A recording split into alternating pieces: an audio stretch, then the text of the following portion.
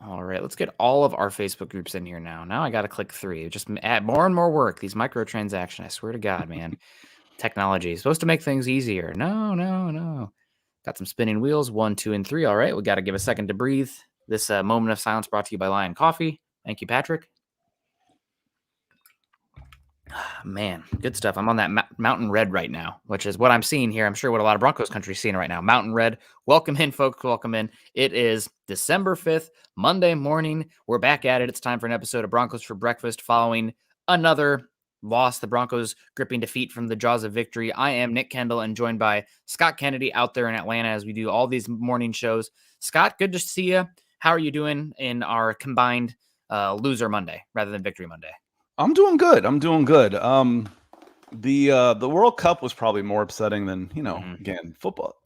NFL football is work. I'm not going to get too worked up about any of that stuff. It's interesting. And then, we had a good day on Mile Huddle, about 700 people come in, and looking forward to a good day with y'all today.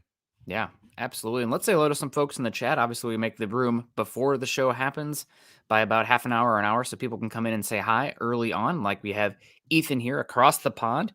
Did the 3 Lions win yesterday? As soon as USA lost, I'm like, I'm unplugged. They did, but I forgot to watch it. I got into watch. We went right to the gut reaction. I was going to watch it, and then I just saw a response of Declan Rice help winning. Declan Rice is a Chelsea target that they helped a comfortable win. So I guess they pretty much cruised against Senegal. Well, that's good for them. I'll be pulling for them over France and Spain. France and Spain are my least favorite teams. Also, I don't really like Argentina. But good to see you, Ethan. We appreciate you. We got Colin Wood coming in. Good to see you, Colin, over on this channel, saying that game was a capsule summary of the season. The only way it would have been more of a capsule summary is if Montreal Washington fumbled the kickoff because we just needed one more special teams ineptitude out there. But a missed kick also from way too deep is another one. Colin Wood coming in saying, just knew if we didn't score more than 9 points, we'd never hold and we'd lose 10-9. Broncos. Scott, how many times did the Broncos get into the red zone this week? Over 0 None. red zone trips. Yep. I mean, that's incredible. Hard to do. That's incredible to say we never got into the red zone. Yep. Wow. I don't know that I've ever heard of that, honestly. I mean, I'm sure it's happened, but it might not even be the only time the Broncos have done that this season. I don't know that I've ever heard of that happen. I'm sure it has. There was a game this year. Goodness, that's a benchmark of ineptitude that's going to be hard to match. I agree with you completely. There might have been a game this year where the Broncos didn't get into the red zone, but they scored touchdowns. I cannot remember what game it was because that counts though. Come on. I don't know if you score from outside of the red zone. I don't know if it's logged as a red zone trip. I'm counting it because you crossed the 25 with the ball or the 20 with the ball. Yeah. Man, Aaron P coming in, 5 losses were there for the taking this season. What the hell does this have to do with anything, Akey? I can get inside the red zone and miss a field goal and get shut out all the time. I can go down in there and get stoned at the 4th and 1 and not score. I saw it happen with the Broncos a couple times where they fumbled the ball twice against the Seahawks. A shutout and getting into the red zone are 2 completely different things. Come on, man. Be better. Well, we got Colin also saying just keep pounding Latavius Murray, 17 carries for 47 yards. We have absolutely no splash on this offense at all, and we'll get into it here. Jeremy Sean, morning all. Am I crazy to think if we scored 30 points, the defense would give up 31? That deal we made for Super Bowl 50 seems to be ironclad. Yep, another decade here or something. I think that's what the deal is. Eli coming in saying they just don't upset me anymore. They find a way. The O-line is trash and the D-line is trash. Go ahead. Hit this one real quick, Nick, just because, we've talked about rock bottom. And Eli kind of says it for me. He says, they don't upset me anymore. So for me, rock bottom was Raiders. That was, losing back-to-back games, this season to the Raiders, to Josh McDaniels. That was the lowest. Now you're just kind of skipping along the same. So anyway, we can debate rock bottom here or there, but Eli speaks to what I've been saying as far as what rock bottom is. This isn't rock bottom. Losing the Panthers wasn't rock bottom. You found it already. You're still there. I mean, it was the Raiders again. I still feel like it was the Panthers because that was not even close. Right, I get that time. Too. Yeah, at least the Raiders game, they put up points. That first half, you had some hope in the offense. This one, you had some hope because the defense played well. You won the turnover battle by +2. I mean, the chances of losing football games when you win your turnover margins +2 has got to be, 9 and 10, 9 wins, 1 loss. So pretty unfortunate to see that happen. Protect the football and still just could be completely inept. Kathy Lund, sad trombone noise. Absolutely. Ryan coming in saying, good morning, Broncos country. No talent on the offensive side of the ball currently besides Judy Dulcich and Javante. When and if he's back 100%, need to draft playmakers and get an offensive line, of course. Yeah, that's the big takeaway in this game, I think. And I'm going to have a really hard time coming back and teasing apart this game from a Russell Wilson perspective. Now, what do I mean by that? And Scott, you kind of talked about it before our Falcons game here.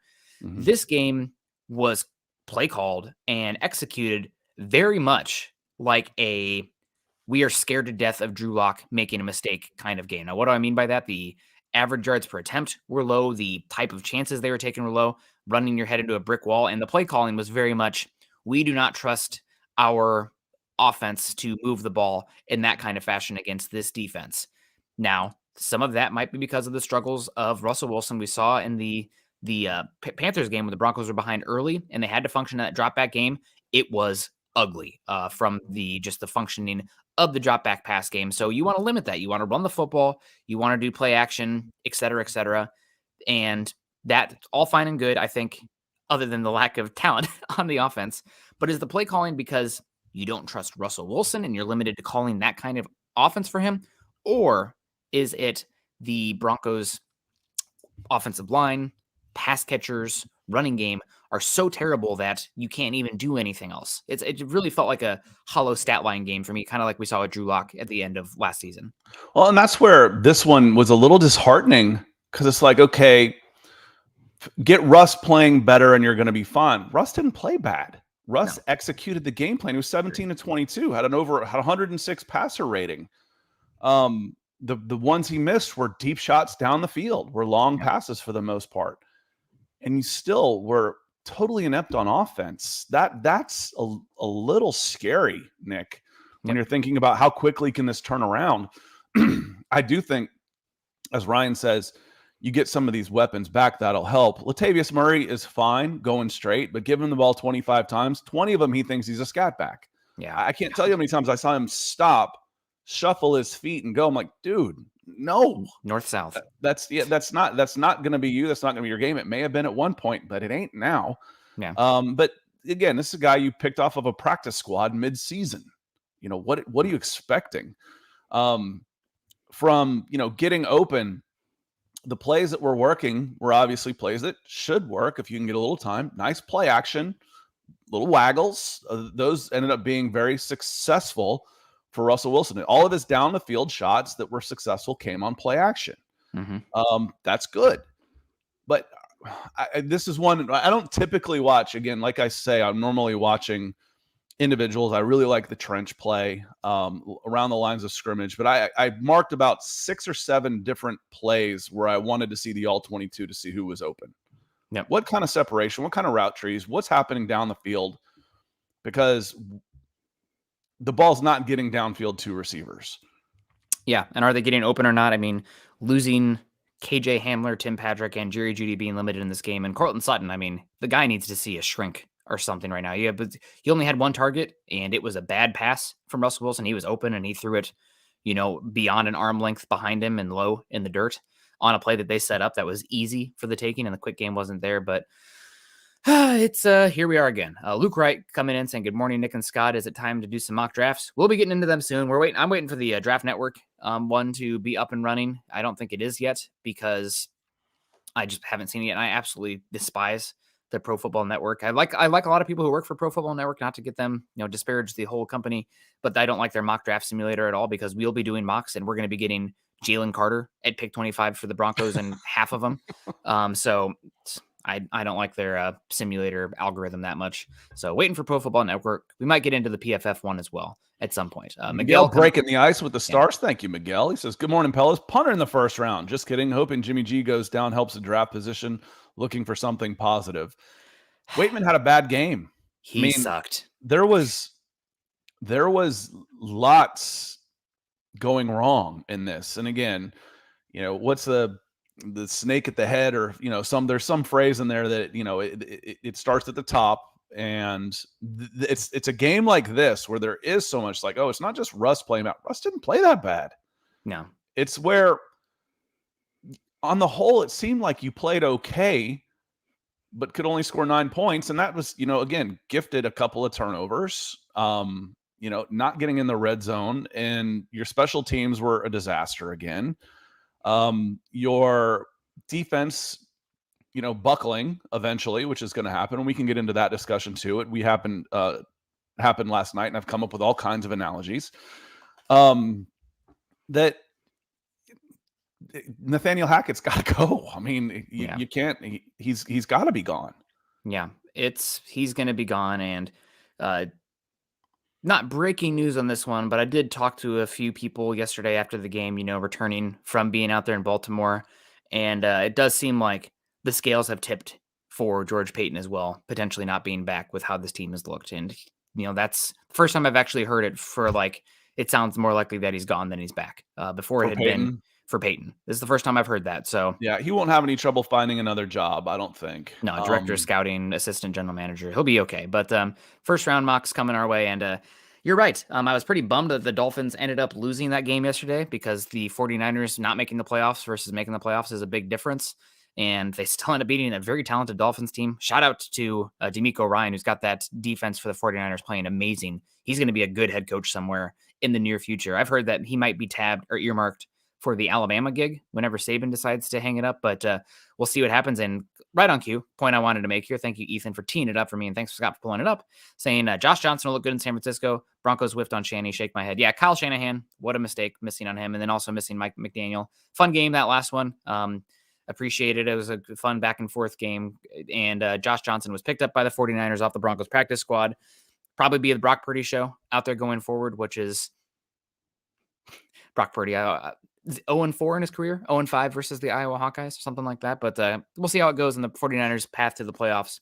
Just got a lot harder, and now they very much look like a one-and-done team if they do make the playoffs, because I can't see it with Brock Purdy at quarterback. On the whole, this move looks really strange.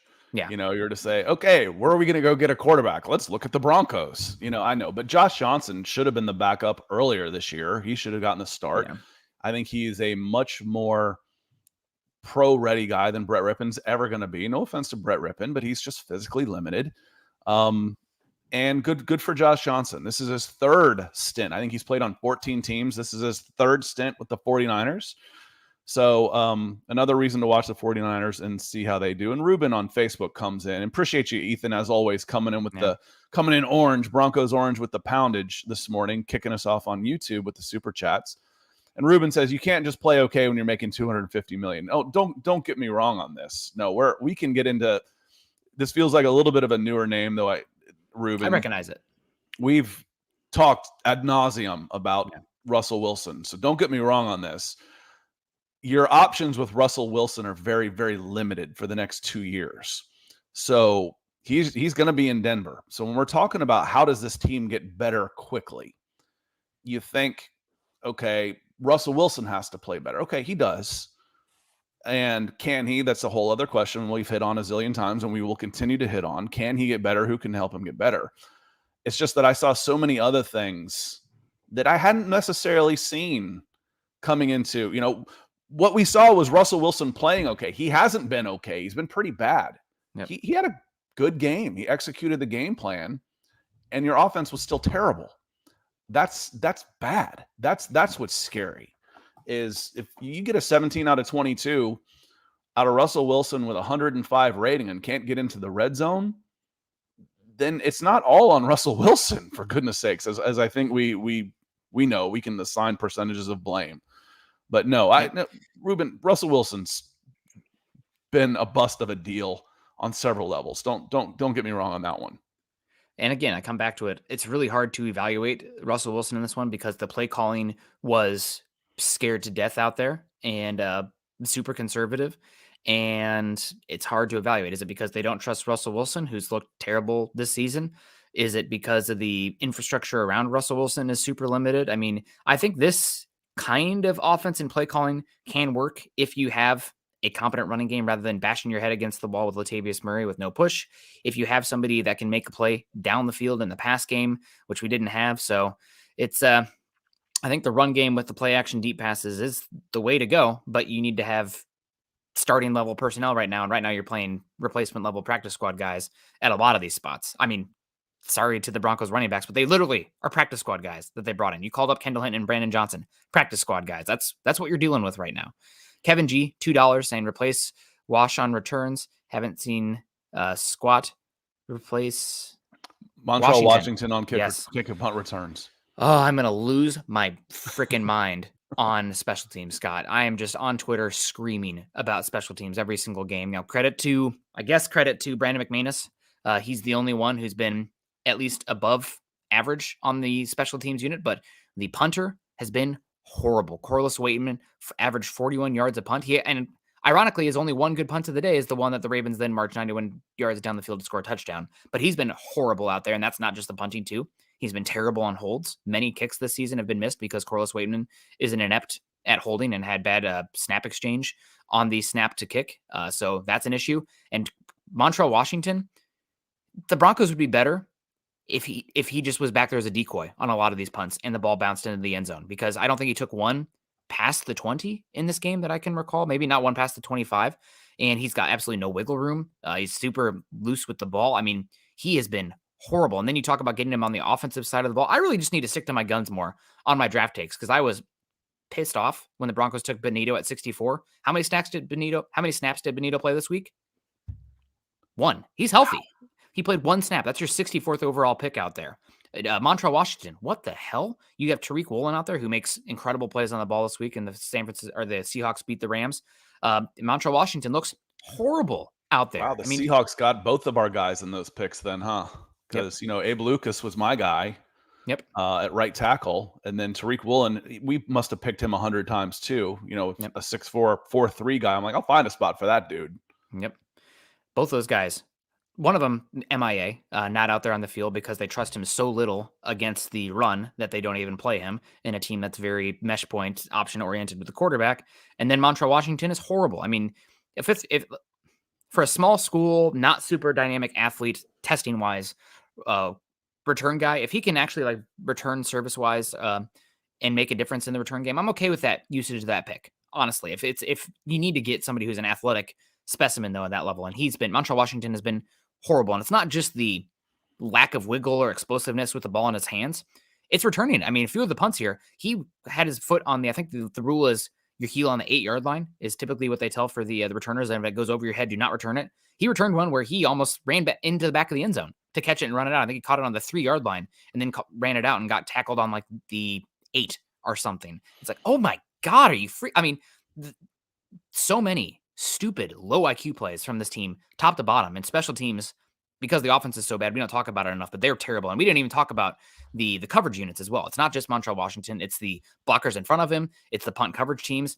If somebody should go send a edible arrangement to the Ravens special teams coordinator and their returner, because there was multiple kicks in this one where they fair caught it on a 3.5 second hang time punt. And there's nobody near him. I mean, there's one guy near him. And you make that guy miss, and it's, a 30, 40-yard punt return rather than a fair catch. And they be aggressive against this Corliss Waitman punt unit right now because there's no hang time. Nobody's getting down the field.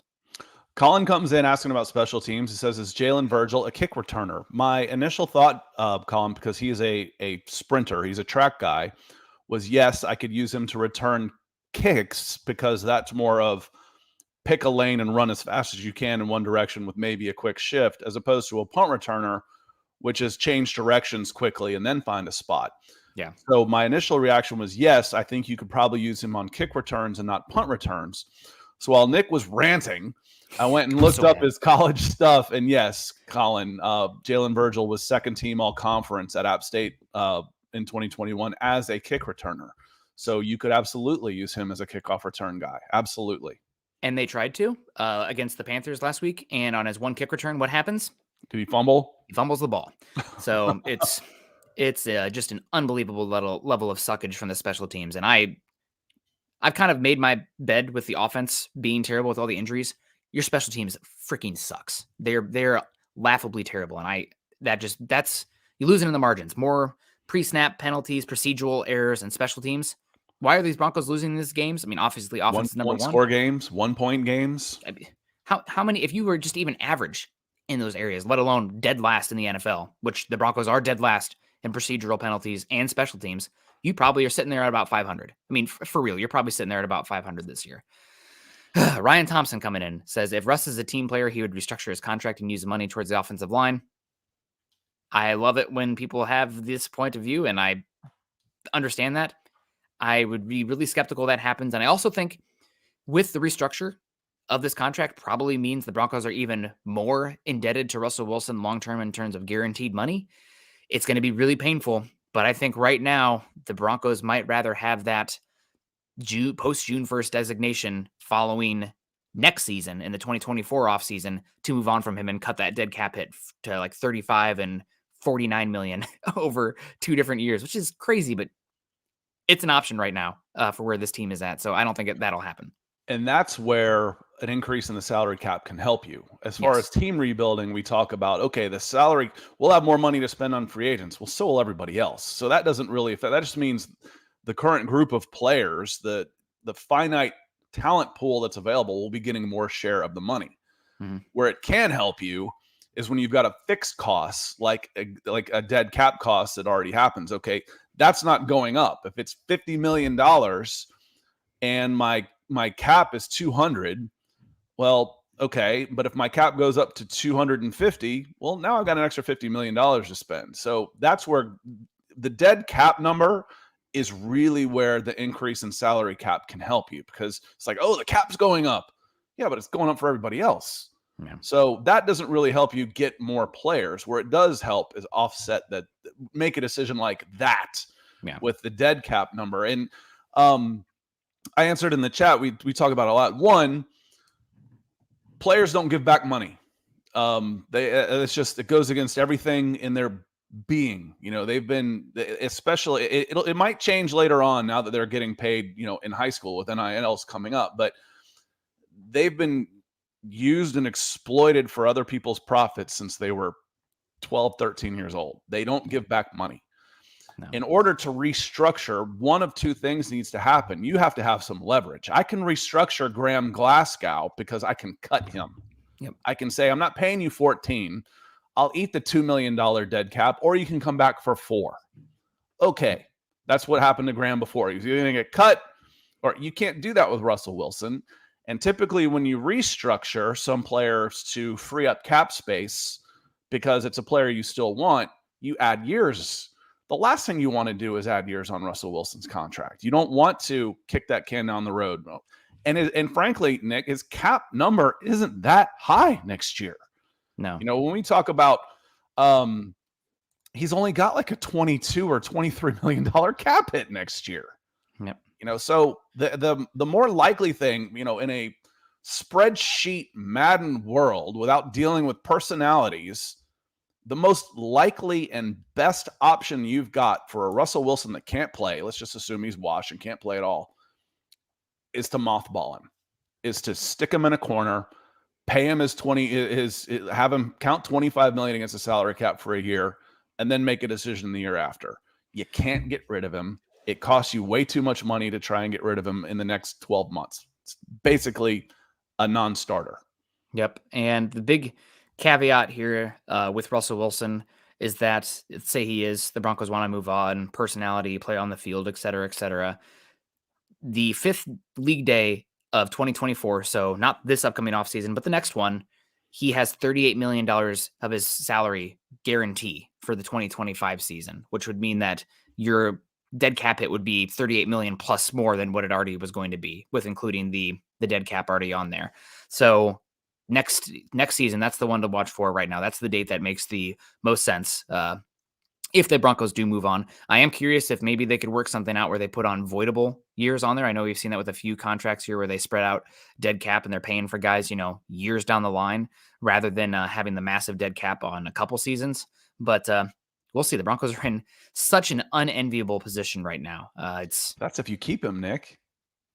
You can put on voidable years where he's not here, but you're still paying for it. I think the Saints have done that with a few players as well. Like Taysom Hill had thought that all those voidable years zoom up to the front if you get rid of him. I don't know. That's I feel like the dead cap. You can't spread a dead cap across more than 2 seasons. I think it's the way it works is it's not dead cap. It's roster salary for somebody who's not there. It's a weird caveat in the law, and it might not even be legal Well, I anymore. promise you the lawyers are looking into everything they can do right now. Yeah. Speaking of looking in, we got Rob looking in on us, saying good morning, Nick and Deacon Scott. Great to see some turnovers but the D couldn't close it out. Smack my head. Always love the smack my head reference. We got Juan coming in here saying at this point, Broncos better cut us a check for sticking around and watching this trash. We're cutting you guys a check for watching with us on here. No, we appreciate you. RJ coming in saying finally able to catch y'all live. Good morning from Charlotte. Good to see you. We have G Travis coming in saying, not sure who I want for the head coach, but I know I don't want a first-time head coach. Broncos have had luck with that since Dan Reeves. Coaching searches, it's really just luck is a huge part of it, and how the roster is set up is a huge part of it. I don't mind if it's a first-time head coach. I don't think you should narrow your scope at all. I also don't mind if it's a defensive guy. Just get an adult in the room who has a vision for the team and is actually empowered. I've talked with a few people close to the Broncos, covering the Broncos, in the Broncos, and the phrase least empowered, powerful coach of all time with Nathaniel Hackett. From personnel decisions on the offensive side of the ball to what's being run on the offensive side of the ball to now scheming and game decisions. I mean, what do you do here, Nathaniel Hackett? But part of that was bringing in Russell Wilson. I mean, more details will come out as time moves on, but it sounds pretty wild. The level or the lack of power and decision-making Hackett has been given with this team. You can almost see the way he is now. He's out there like a guy with playing on house money. I mean, first of all, I've said a zillion times, if you've watched the show, a lot of y'all are here very often. You've heard me reference Bo Pelini. Why don't guys act more like him? Once you've signed a contract, I mean, Nathaniel Hackett's probably going to get $50 million for this job, somewhere in that neighborhood. He'll never have to work again. He's out there and like, yeah, I'm doing this. And what was he saying yesterday? Oh, we got to finish. We got to finish. We got to get better. Starts with me. We got to, second verse, same as a first. He's out there playing on house money. Because again, and I said early in the season, he's going to be able to walk into interviews very easily and say, I wasn't able to do anything when I was there. They brought in the quarterback. They let him bring in his own entourage, his own quarterback coach, his own office. He got a window office. I got stuck in the broom closet next to Melvin in office space. And it's going to be pretty easy for Hackett to go get another job as well, despite this one being such a train wreck. Yeah. Kayleon coming in. Yo, good to see you. Mike Woodward coming in saying, morning, guys. Good to see you, Mike. We appreciate you. We got Todd coming in saying, I don't care anymore. Complete flop of a year. Awful offensive line. Anything but reliable kicker. Complete flop of a year. I don't really blame Brandon McManus for missing a 63-yard field goal on that one. He had some other ones that were clutch, and he made it. However, that's the time you do kick a 63-yard field goal, not on 4th and 4 with 90 seconds left. Yes. Yep. We're learning. We are learning. Yeah. And you talk about Russell Wilson having a better game in this one. I think, again, he played – I thought this was clever. Maybe it's not as clever as I think, but he played well enough not to lose, but he didn't play good enough to win. I think there's a difference in that, of course, that ability. But they did lose. So therefore, when I'm going through and figuring out what were the main reasons this team lost, I'm not pointing it at Russell Wilson this time. Yeah. I mean, yes, he definitely. I mean, there's some misses out there. You talk about like, what are some things that Russ missed on? There's a few throws that he missed on. There's a play where he escaped and Cortland Sutton is wide open and he runs it to the line of scrimmage out of bounds. There's the miss to Cortland Sutton where he throws it pretty much in the dirt, low and behind him. There's the false start on Russell Wilson. There's audibling with 3 seconds left on the play clock. And then the Broncos have to use a timeout, which that really would have been nice to have on that final drive of the game. Maybe that's an extra 5 or 8 yards that makes it that much closer for that kick. So he was definitely making unforced errors, didn't have the best game in this one. The drop back play action pass was the best. I think if you had a little bit more dynamic weaponry out there, or Jerry Jeudy was healthier, you had KJ Hamler, gets a lot easier. But it's the team right now. It's who they are. Ron Hall Jr. coming in saying, I'll say it again, the Wilson buy is the largest scam in Broncos, if not NFL history. I don't know about a scam, but it's definitely been a massive bust. No doubt about that. Luckily, the Broncos get their picks back next year, but Broncos right now sending the number 3 overall pick to the Seahawks in this one because the strength of schedule flipped. The Broncos and Rams won. The Chiefs losing hurt the Broncos' schedule a bit, and I think the Rams' common opponents won a bunch, so they flipped. And the Seahawks also have what would be the 4th pick in the 2nd round right now from the Broncos. You like seeing Will Anderson in Seattle? Or Jalen Carter. You gotta hope that the Broncos send a 4th. We're really bargaining right now, but send the 4th overall pick or lower to Seattle, because top 3 are going to be, I would say right now, Bryce Young, probably going to go 1 overall, and then it's a coin flip between Jalen Carter and Will Anderson. After that, I think you do not have the truly dynamic, special, top of the draft, no doubt any year kind of guys. So if you can give them the 4th pick rather than the 3rd pick, I think that makes night and day. And luckily, the Broncos, I think, have some winnable games coming up against the Cardinals and the Rams, which could make a big difference. But in terms of picking 3rd or 4th, but yeah, it sucks. There's no doubt about it. It sucks. Ron Hall coming with some stars. Appreciate it, Ron. Yeah. Thank you, Ron. He says, I say again, the Wilson bias, the largest scam in Broncos, if not NFL history. For what you gave up and for the contract, we could start putting articles together of the worst deals in NFL history. And I think the early returns, it's not even that early anymore, but the returns on this one after most of a season would put you in the argument for sure of worst deals when you put them together like this. I'm sure there were some other ones. Right now, 3 first-round draft picks for Trey Lance looks awfully expensive, but at least it wasn't financially as crippling. 3 second-rounders isn't in the same neighborhood for Sam Darnold to move up like 2 spots. That was a bad one. That was just dumb. There's been some pretty poor deals out there. This one's not looking good, Ron. I agree with you. Appreciate the stars, my friend. Yeah, we appreciate you. Have a good one. Appreciate you coming in. We got Blave Bliss. Morning, everyone. Hope everyone has a good day. We're in my December Broncos sweatshirt, so you'll see this one a lot. Don't worry, I wash it between shows, but this will be it's almost a bit at this point, unfortunately. Michael Ronquillo, good morning. Good to see you, Michael. We appreciate you. We got Paul coming in from across the state from me. Hey, Paul, it's out there in Spokane, Washington. Hope things are going well out there on the east side of the state. I have a buddy who's a doctor out there, so been out there a couple times getting some hiking in Idaho, hopefully in the near future. We appreciate you. We got John Dobbs coming in with the Darth Vader profile picture over there on YouTube, saying defense did not come up short at all. They gave up 10 points and multiple turnovers. The offense failed again. Not to get on a whole diatribe again, I'm not going to filibuster Scott, but it was the offense and the special teams. Special teams has been horrible. Everything besides McManus is just a garbage fire on special teams, and they deserve. I mean, Dwayne Stukes scares me as a human being, but he would probably tell you that they're horrible as well. I'm curious to see what his press conference is this week, because they've sucked, and so has the offense. He'll probably John, say that. Yeah, I mean, that's the thing is he won't get up there, and he'll get up there and say, and he'll call out a couple guys. Yep. But Stukes will take the blame. He'll call out a couple guys, and he'll say we've sucked, and he wins the press conferences, that's for sure. But the results on the field have not been good. Yep. John coming in saying, man, I'm seriously starting to think the stadium fire cursed us this year. I think it was a harbinger of things to come. Unfortunately, I think the curse was in place, and the fire was a signal that this particular team happens to be cursed.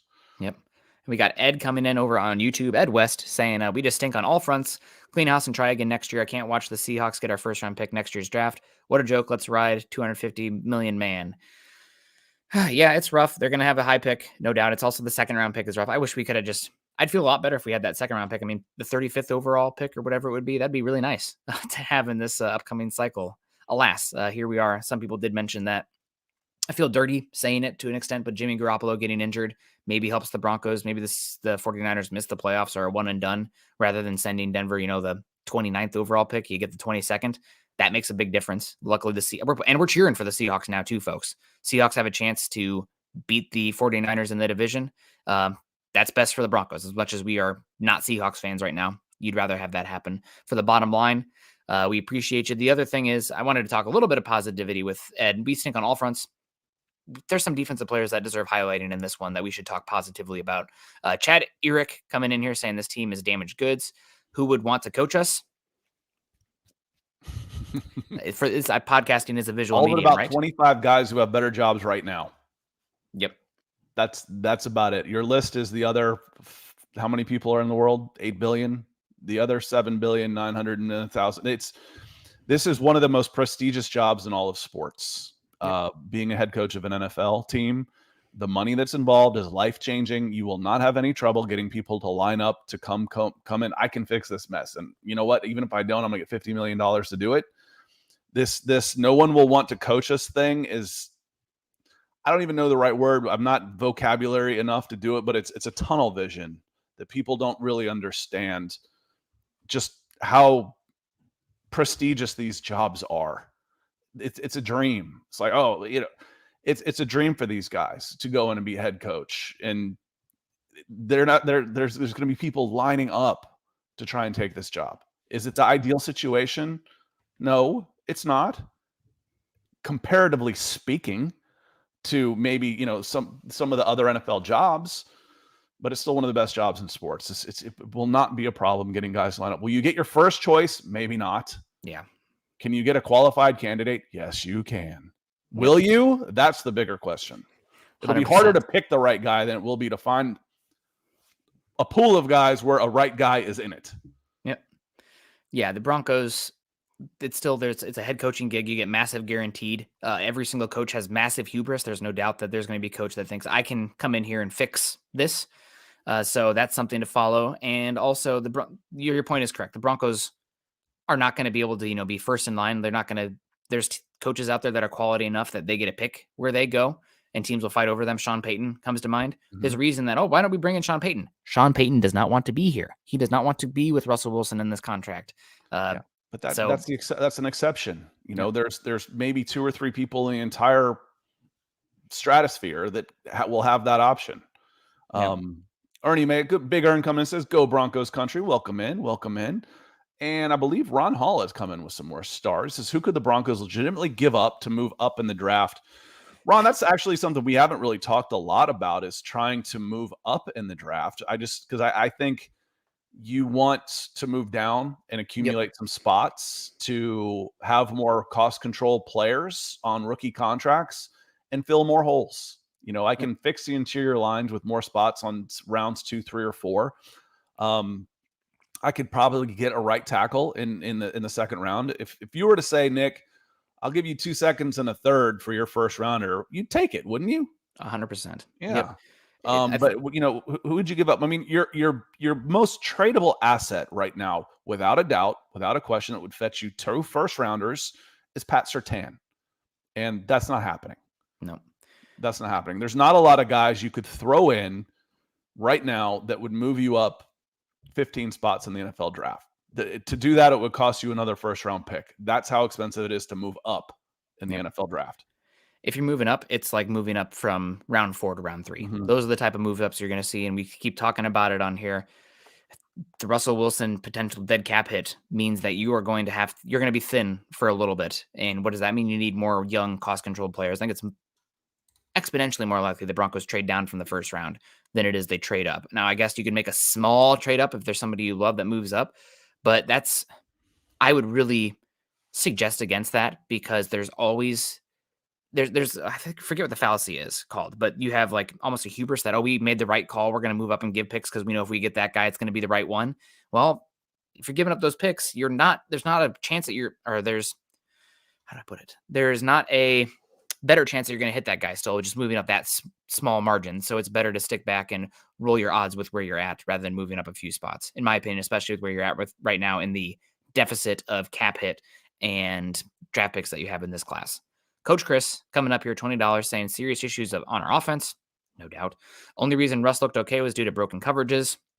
There were some good throws in there, and some of it was by play design. There was some nice design in there on those plays. Russ and our coaches have lost this team. No energy, no speed, no heart. This has been a long season. Not sure where we go from here. I think that you got to get a lot better at running the damn football. I think the Broncos they were fine in being, selfish, I guess. That's not the right word, but like continuing to run the football, even though it wasn't working very well, because I think you have to protect Russell Wilson in that regard and then lean into the play action. All these big passes came on play action in this game.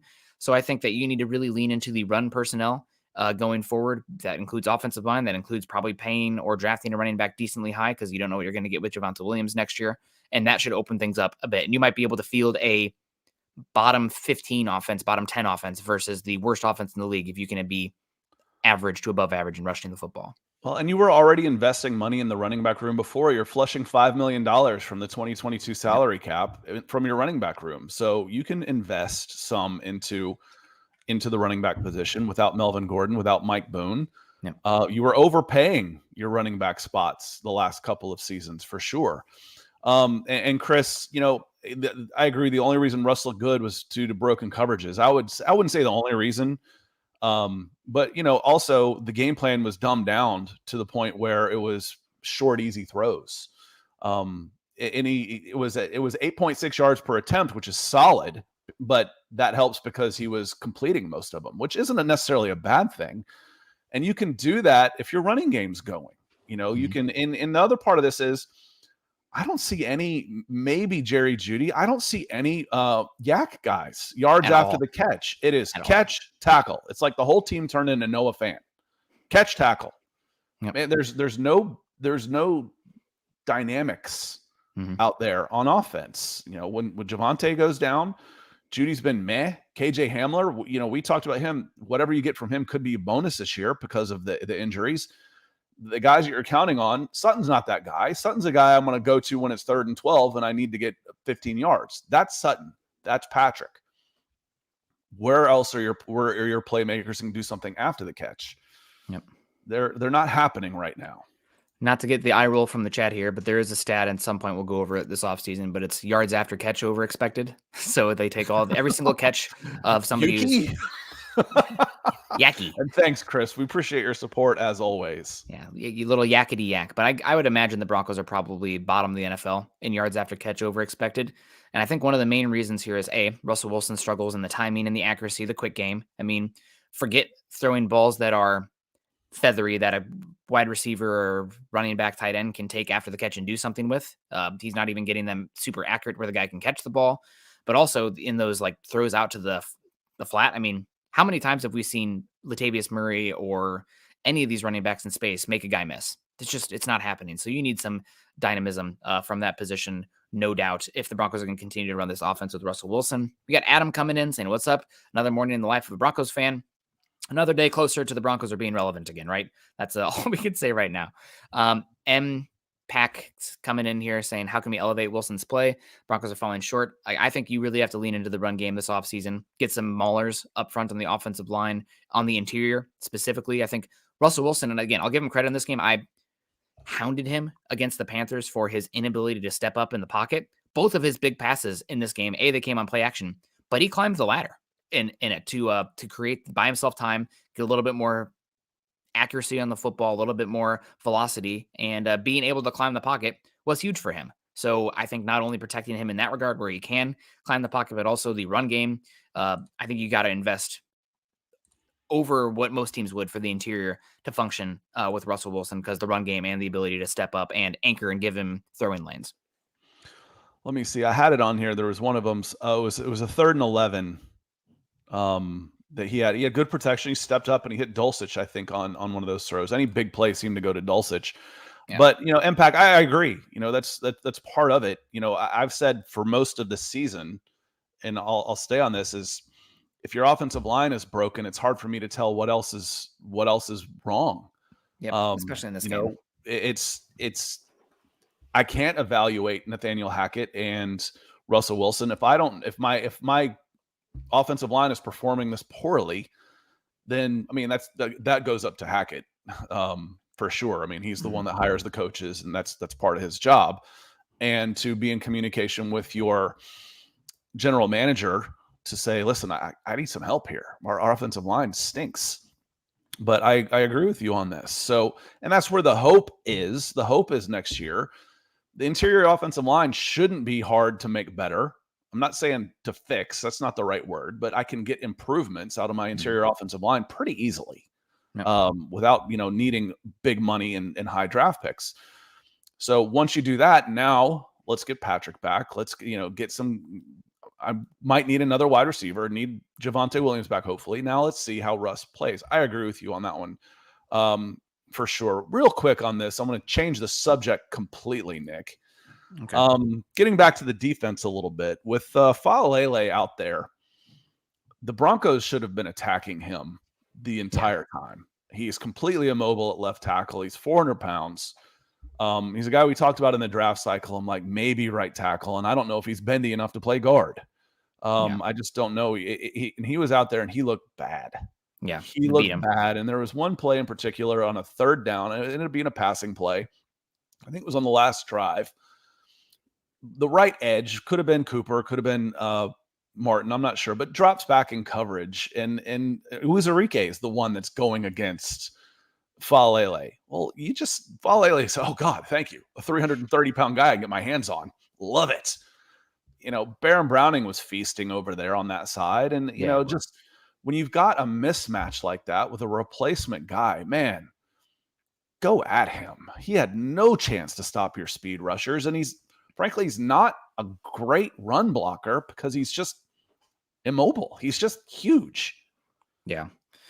Yeah, you're right. That last drive, I wish they'd have been a little bit more aggressive, but credit to Tyler Huntley and also the Broncos making dumb penalties. Execution errors. Yep. I mean, if Surtain's nameplate read Gardner, then maybe that wouldn't have been a pass interference on the left side of the field. But got to get your head around. You got to. You play better technique there. The ball hit him in the back. I mean, you're running into the guy. You turn around. You play a little bit better technique. You have a chance to make a play on the ball that you expect your All-Pro caliber cornerback to not make that penalty there in that moment, and he did. Is what it is. And also the Alex Singleton penalty. It's too bad because Singleton had such an incredible game, and so did Josie Jewell both. I know we're on broadcasting on Facebook. I saw some commenter on Facebook, Josie Jewell's horrible. What did he do? Only 17 tackles and was never out of position and made a lot of tackles immediately as soon as the ball came in his area. But, I don't know. I don't know what you expect from the linebacker position. The penalty was, it was pass interference.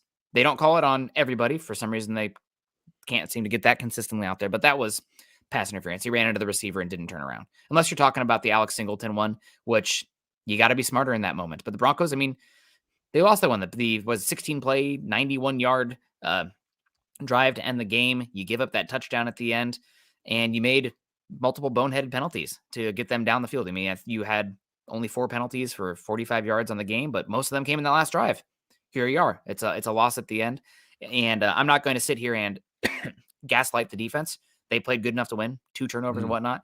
It's not their fault, but that was the assignment in this one, and they didn't come up and answer the call at the end, and their margins are so small. It sucks, but it's where we are. No, Chad has been talking all year about the defense falling down when it matters and all this type of stuff. And before we went on air yesterday, gaslighting. I yelled at him. I'm like, if you say I'm gonna lose it, if you put this on the defense, I'm gonna lose it. I said, there's so many times where a first down wins this game or anything from the offense. How many times, they collapsed when it mattered. I'm like, that's because the offense missed 50 opportunities to put the game away, and you're going to say defense. And then I started thinking about it. I'm like, it is okay to state a fact. The defense collapsed on the last drive. Okay, that's a fact. Mm-hmm. That doesn't necessarily mean I'm blaming the defense. And at first I started thinking, okay, what's a good analogy for this? It's like my pitcher gives up a home run to lose 1-0 on his 105th pitch in the 9th inning, and I'm blaming the pitcher. That's one. But then I started thinking, all right, I'm a boxer, and a guy gets tagged on the chin and his legs get wobbly and go out from under him, and I say he needs to do more squat work because he's got wobbly legs. No, you went down because you got tagged on the freaking chin. So it is possible to state a fact. The defense did not come up big. They collapsed on the final drive without assigning blame. I don't blame the defense for this. They gave up 10 points all freaking game. And took the ball. The offense had multiple opportunities to put this game away. Yep. The defense is fine. I'm not trying to fix the damn defense. Yep. I agree. And we got Glenn Hare coming in here saying, morning, fellas. Surtain will still make the Pro Bowl after 2 rough weeks and an All-Pro.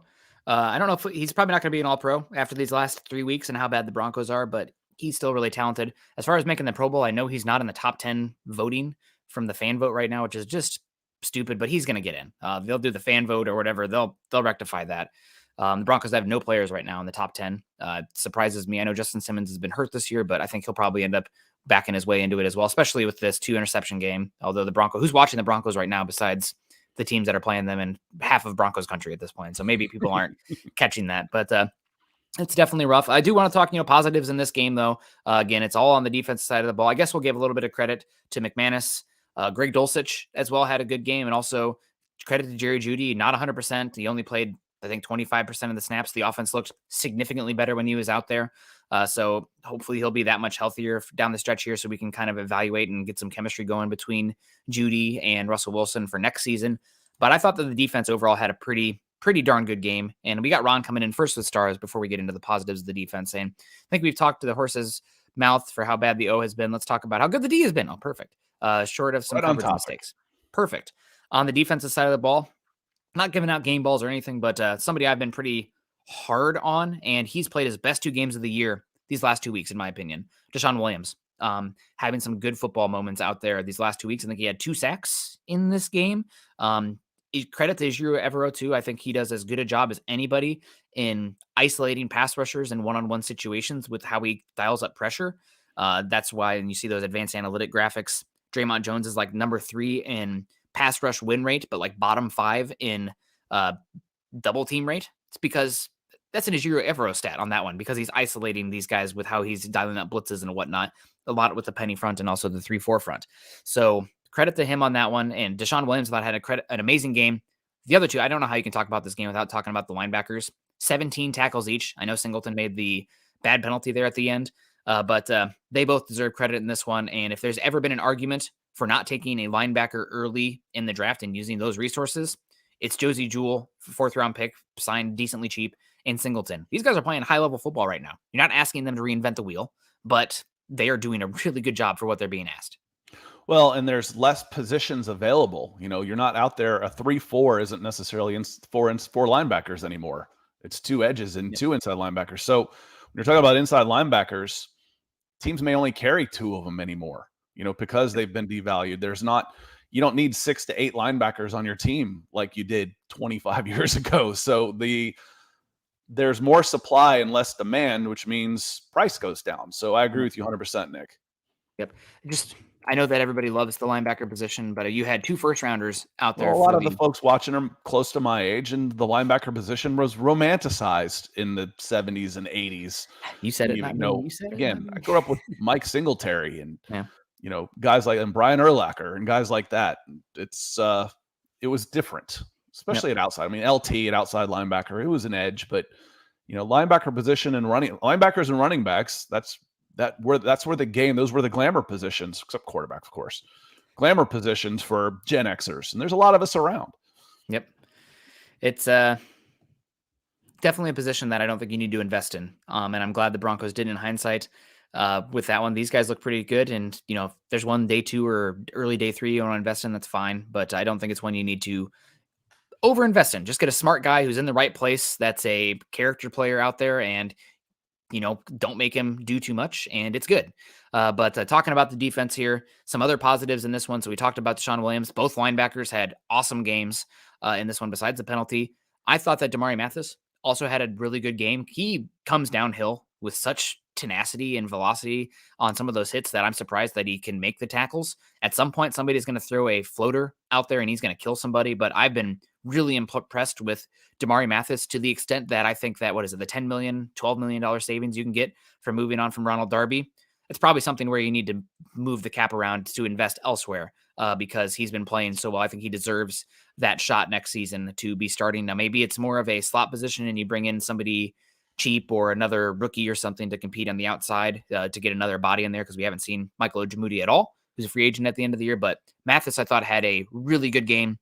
Not the best competition out there for the wide receivers that the Ravens had, but still, good job, Mathis. When we talk about restructuring, Ronald Darby is one of those guys. Graham Glasgow is an obvious one. Yeah. But Ronald Darby is one of those also. He's got a $3 million dead cap. He's got a $13 million cap hit. So he's vulnerable. It's 10 million savings if you move on from him. But do you say, hey, you bring him in, say, your options, 6.5, or we cut you? And he might take, coming off an injury, he might say, okay, Ronald Darby has agreed to a pay cut. Yeah, it was either that or getting cut. So he is definitely a place that you can get some savings for sure. And I'm curious if it's something where you can eat some of the contract and maybe trade him for a 6th-round pick to somebody else. I mean, even like that's not a lot, no doubt, but teams need cornerbacks, and he was playing at a pretty good level out there. And I could see a team that's a contender maybe being interested for him for You're cheap already if he eating needs $3 him. million in dead cap if you move him. I'd eat more to get the pick. Yeah, but it's like, $6 million. You might as That's a lot of money to trade for a super low draft pick. I think you might even be saving long term though, in terms of a roster cap, a roster spot on there, to get that extra pick to have a shot at a potential contract guy, which you might need if you're moving on from Russell Wilson. And that's also another thing. You talk about Russell Wilson's cap hit being lower next year. I'm curious, especially if the Broncos fire George Payton and Nathaniel Hackett, if Denver goes somewhat cheap next year. Why? Cap rollover. You can somewhat limit that dead cap hit hurting as much if you don't spend to the max next season, because then you can roll over some of that cap. So will be extremely interesting to follow for the Broncos going forward on that. And we got a lot of we got a lot of linebackers being named in the chat right now. Sorry, I must have triggered some folks talking about his cap hit. Russell Wilson's cap hit. We talk about restructuring. I mean, in a sense, he did restructure with that extension because his cap hit next year is only $22 million.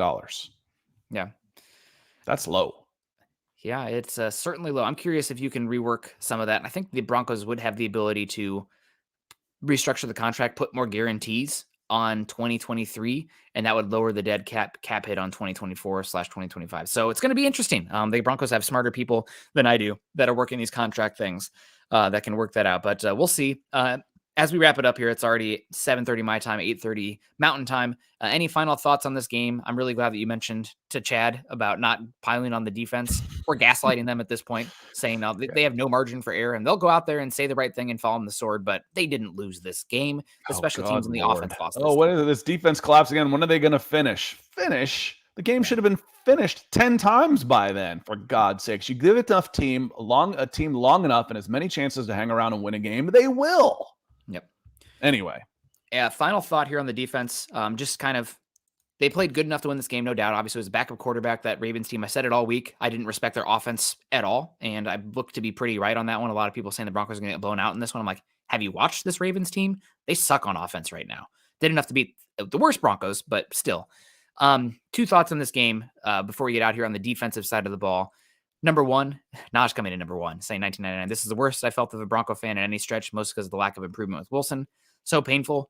It's also because we don't have the optimism of like, okay, we suck, but we're going to have a top 3 pick and there's going to be a fun player coming in. You're not getting rewarded for losing, which is how the NFL tries to keep you involved. Your reward for losing right now is gone. You're just losing, which sucks. And that we talk about the importance of hope.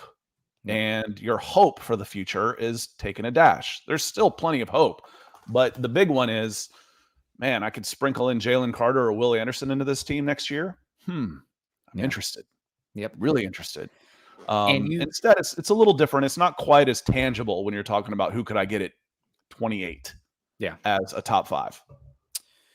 It's very painful, no doubt. Nosh, thank you so much, sir. God, man, thank you so much, making it worthwhile for us. I need to find my Broncos Christmas hat at some point before the season's over. But final points I was going to make on the defense. 2 thoughts that I had, and again, we're not gaslighting the defense here. They did enough to win. Kareem Jackson is so slow at this point. He's somebody that somebody asked earlier in the chat, where's Caden Stearns? He has a hip injury. I don't think we're going to see him again this season with that, but Kareem Jackson is a liability anytime he's isolated in coverage in this defense, which really limits the type of coverages you can call and the pass rush you can call.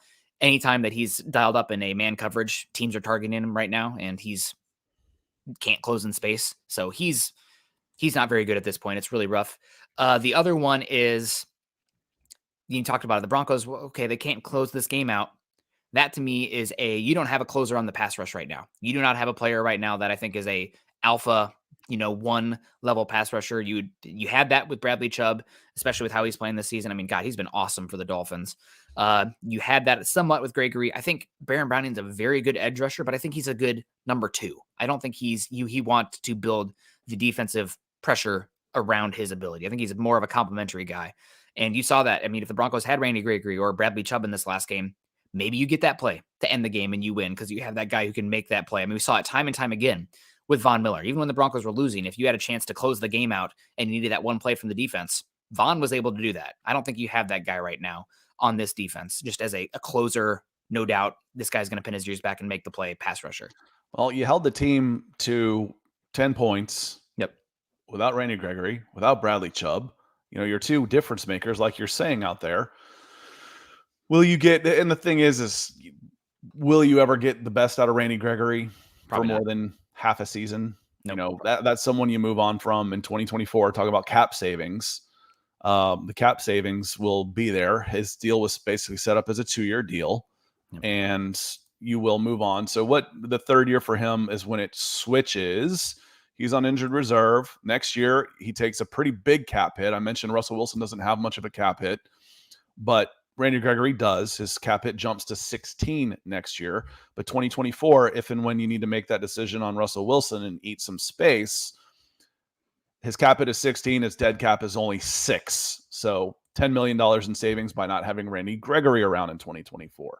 Yep. And again, this is not gas on the defense. This is more big picture. This team maybe lacks that closer edge rusher, and you have a very expensive contract in Randy Gregory that becomes easy to move on from.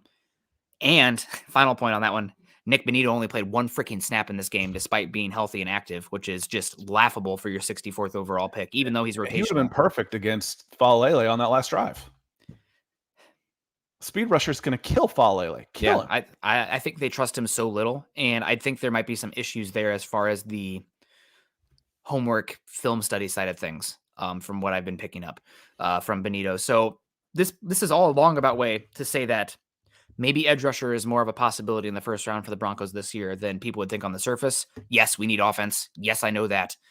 But you can get cheaper and better there and then allocate resources to the offense elsewhere. It's one of those things, why would you draft a cornerback early when you need offense? Well, I can create $12 million in cap space by moving on from Ronald Darby. Why would you draft an edge rusher early? Well, we can move on from Randy Gregory and then free up $10 million to use on the offense. So all those things kind of have to set up in a roundabout way to improving the offense, but you can get younger and cheaper on the defense. So that way you can inject other resources into the offense. All right. We're at 1:02 and I got a sneeze attack about to come on. So I'll wrap it on up. Why don't you get us out of here?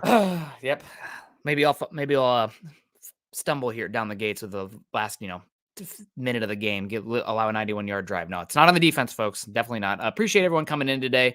Make sure you're following Scott and I on Twitter. Scott is at Scott Kennedy. I'm at Nick Kendell MHH. Also, make sure you're following us at BFB_pod and at Mile High Huddle. If you haven't done so yet, join us at Facebook.com/Mile High Huddle and Facebook.com/Mile High Huddle pod. And as the ticker says underneath there, if you're joining us on YouTube today, please subscribe, like, and share. Hit those like buttons on the way out. We appreciate the heck out of you guys coming in.